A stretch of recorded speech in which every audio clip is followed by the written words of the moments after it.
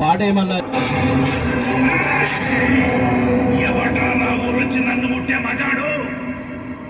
ఆడు పిలుచుకొచ్చిన దేవుడు ఎవడు?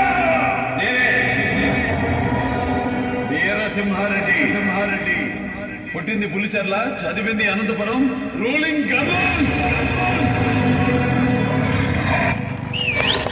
సచ్చేదానికి నా ఊరు వచ్చినావా? ఊరు నీది కాదు, నాది కాదు, నా కొడక. రేపటిది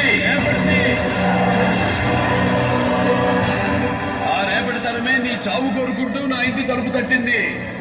మాటిచ్చా నీ తల నరికి ఈ ఊరి తలరాత మారుస్తానని మాటిచ్చా.